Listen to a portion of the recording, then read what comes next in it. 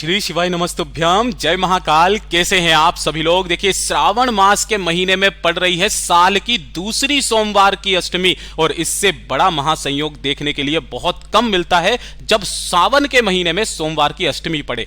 पहली सोमवार की अष्टमी साल की 4 मार्च को पड़ी थी और अब पड़ रही है 12 अगस्त 2024 को, श्रावण मास के बीच में। पूज्य गुरुजी ने कहा, इस दिन आपकी बड़ी से बड़ी मनोकामनाएं पूरी होती है। आपकी चाहे कितना भी बड़ा कार्य क्यों ना हो, इस दिन किया गया एक उपाय आपके उस कार्य को सिद्ध करता है। बड़ी से बड़े आपके दुख, आपके कष्ट इस जीवन से खत्म हो जाते हैं। पूज्य गुरुजी की कथा से सुनकर के और समझ करके इस पूरे वीडियो में हम 4 महा उपायों के बारे में बात करेंगे, जिसमें पहला उपाय आपको मां मालिनी के नाम से करना है, दूसरा गुलाब की 11 पत्तियों से करना है, तीसरा 14 चने की दाल वाला सबसे अचूक उपाय मेरे सभी भाई बहनों के लिए, और चौथा माता अशोक सुंदरी वाला उपाय आज के दिन आपको करना है। आप जिस कामना से करोगे आपकी वो कामना जरूर पूरी होगी।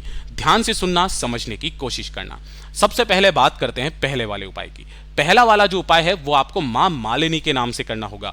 किनको करना है? जितनी भी स्त्रियां, माताएं, बहनें मेरे इस वीडियो को सुन रही हैं, देख रही हैं, पूज्य गुरुजी ने कहा कि अगर आपके जीवन के दुख खत्म होने का नाम नहीं ले रहे, एक के बाद एक कष्ट, एक के बाद एक परेशानी जीवन में चलती हुई आ रही है, घर वाले आपको ताने मारते हैं, है ना, आपके दुख के आंसू सूखने का नाम नहीं ले रहे हैं, तो पूज्य गुरुजी ने कहा कि जितनी भी माताएं, जितनी भी बहनें हैं जिनके दुख खत्म नहीं हो रहे, इस सावन में पड़ने वाली सोमवार की अष्टमी के दिन इस उपाय को चुपचाप करके आ जाना। दुख आपके आसपास भी नहीं आएगा।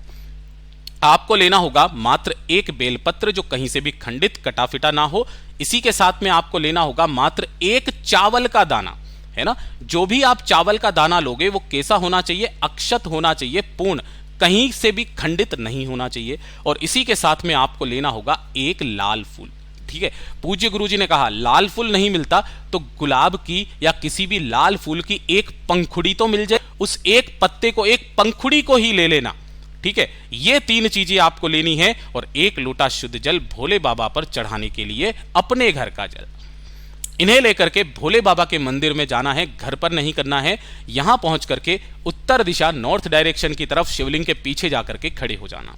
जैसे ही आप यहां पर खड़े होगे, सबसे पहले आपको जो 1 लोटा शुद्ध जल लेकर के आए हो, उसका आधा जल पहले मैया अशोक सुंदरी पर आपको समर्पित करना है। क्या? आधा जल आपको माता अशोक सुंदरी पर समर्पित करना है, और बाकी का आधा जल आपको शिवलिंग पर समर्पित करना है, श्री शिवाय नमस्तुभ्यम का स्मरण करते हुए।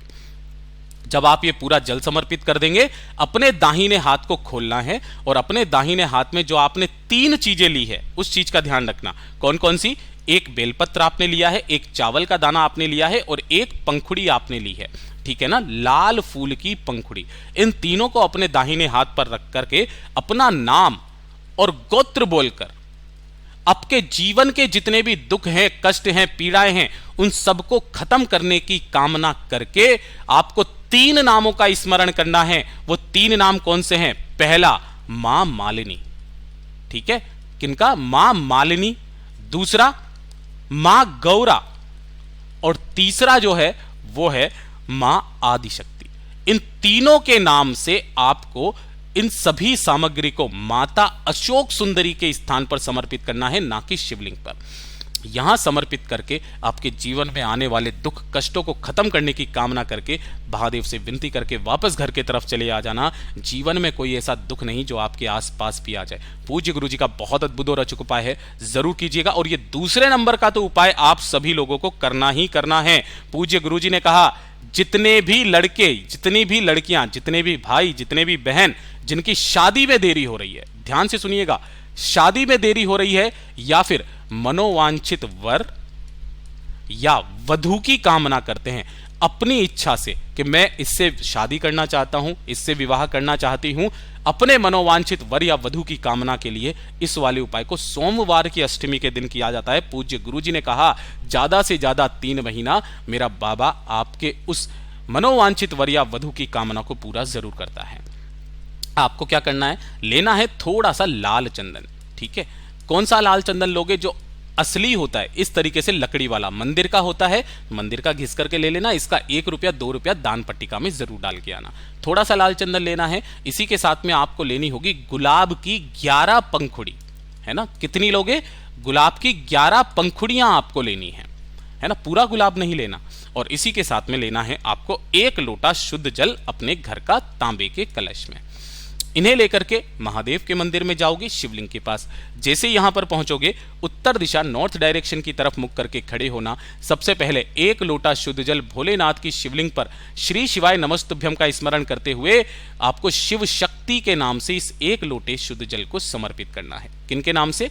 शिव शक्ति के नाम से। जैसे ही आपका ये जल समर्पित हो जाए, अपने दाहिने हाथ के अंदर जो आपने 11 गुलाब की पंखुड़ियां आपने रखी है वो, और साथ ही साथ जो थोड़ा सा लाल चंदन लिया है, उस लाल चंदन को अपने ही दाहिने हाथ की हथेली पर रख करके अपनी कामना बोलकर इन समस्त सामग्री को माता अशोक सुंदरी के स्थान पर समर्पित करके इसी के ऊपर अपना दाहिना हाथ रख के कि मैं इससे विवाह करना चाहती हूँ या करना चाहता हूँ, मेरी विवाह में देरी हो रही है, हे मैया मेरी इस कामना को पूरा कीजिए। जो व्यक्ति, जो लड़का, जो लड़की सावन में पड़ने वाली सोमवार की अष्टमी के दिन इस उपाय को कर लेता है, उसे मनोवांछित वर या वधु की कामना ज्यादा से ज्यादा 3 महीने में पूरी जरूर होती है। पूज्य गुरु जी का बहुत अद्भुत और अचूक उपाय है, जरूर कीजिएगा। और ये जो तीसरे नंबर का उपाय है, पूज्य गुरु जी ने कहा कि अगर आप जीवन से हार चुके हो, मेहनत कर करके हार चुके हो, किस्मत आपका साथ नहीं दे रही है, बुरा वक्त आपका पीछा नहीं छोड़ रहा है, दुर्भाग्य साथ में लगा हुआ है, किसी भी कार्य में आपको सफलता मिल ही नहीं रही है, तो पूज्य गुरुजी ने कहा सावन में पड़ने वाली सोमवार की अष्टमी के दिन का ये 14 चने की दाल वाला उपाय करना बिल्कुल भी मत भूलिएगा। आपको लेनी होगी 14 चने की दाल। ठीक है, अब चने की दाल लेने का भी क्रम ध्यान से सुनिएगा। ये जो आप गोले में मैंने बनाया है ना, काफी सारे लोग इसे आधा समझते हैं, ये आधा नहीं है, इसे 1 गिना जाता है। ठीक है, आपको ऐसे कितने लेनी है?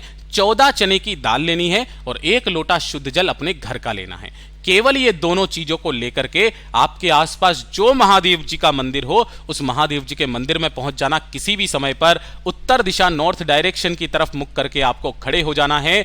अपने दाहिने हाथ में उन 14 चने की दाल को रखकर उसको मुट्ठी बांधकर अपने सिर के ऊपर से 14 बार घड़ी की सुई की दिशा में घुमाकर 14 चने की दाल को 14 बार अपने ऊपर से घड़ी की सुई की दिशा में घुमा करके भोलेनाथ की शिवलिंग के ठीक ऊपर समर्पित कर देना और उसके बाद 1 लोटा शुद्ध जल श्री शिवाय नमस्तुभ्यम का स्मरण करते हुए शिवलिंग पर ही समर्पित करना। पूज्य गुरुजी ने कहा चाहे कितनी भी बुरा भाग्य चल रहा हो, आपके भाग्य की लकीरें बदल जाएगी जो व्यक्ति सोमवार की अष्टमी के दिन इस उपाय को कर लेता है। पूज्य गुरुजी का बहुत अद्भुत और अचूक उपाय है, जरूर कीजिएगा। और चौथे नंबर का उपाय, इसे तो आप सभी लोगों को करना ही करना है। यह होगा आपकी बड़ी से बड़ी मनोकामना पूर्ति के लिए, इच्छा पूर्ति के लिए। कोई विशेष मनोकामना जो बरसों पुरानी कामना है, पूरी नहीं हो रही है, सब कुछ करके देख लिया, प्रदोष कर ली, शिवरात्रि कर ली, एकादशी कर ली, तो सावन में पड़ने वाली सोमवार की अष्टमी के दिन इस वाले उपाय को करना बिल्कुल मत भूलिएगा।